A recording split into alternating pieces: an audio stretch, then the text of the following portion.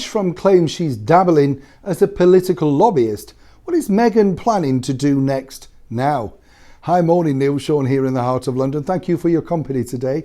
We're still inside the studio where it's nice and warm and you could see me. Yes, maybe you want me outside because it's a bit cloudy and dull and it's probably a better view, to be honest. But as ever, we have to bring you this breaking royal story all about, well, two meddling royals basically, because we're talking, of course, about Meghan Markle and the use of that title and the fact that she seemingly wants to use that title now to the maximum benefit. But really, is it benefiting them at all? As we know, over in the United States, we're very thrilled and delighted that so many people love our British monarchy. But that's built on mutual respect. It is really not built on somebody trying to exploit, of course, the royal connection. You see where I'm going with this.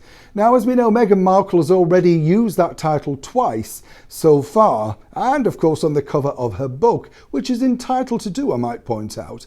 But what's interesting is when you move into the world of politics, it then becomes rather, well, shall we say, a shady area. Difficult for people over here in the United Kingdom, difficult for the British monarchy, senior members at least, and of course very confusing for people who are involved in politics in the United States.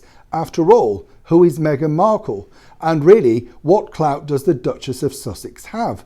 Seemingly none. And those we always have to say, allegedly.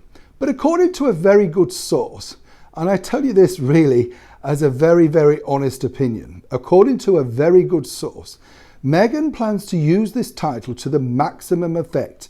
She believes that this is the way forward to get her voice heard for the topics that she feels very strongly about. Now, you could say, well, if she feels so strongly, why doesn't she try it with the power of simply being as she was, Rachel Meghan Markle, or simply Meghan Markle? Oh no, she knows, as do her team around her, just the power of the British monarchy. So she is really saying no time, anytime soon, is she willing to give up using that title because it's hers. And it is, rightly, at this moment in time. But of course, when it was given to her by Our Gracious Majesty the Queen, no one, including herself, the Queen, had no idea that Meghan would go down this particular route.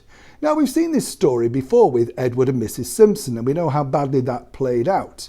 A lot of people over here are trying to reach out to Prince Harry, not Meghan, I might point out, to ask him politely if he could now stop, well, getting involved with politics as it's crossing the wires.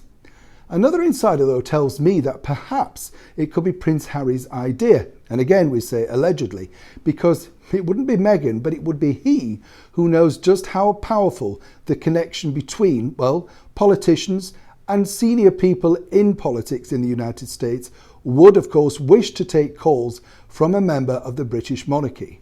So who truly is to blame? And it doesn't look like, of course, Meghan plans to give up that title anytime soon. Neil Sean in the heart of London.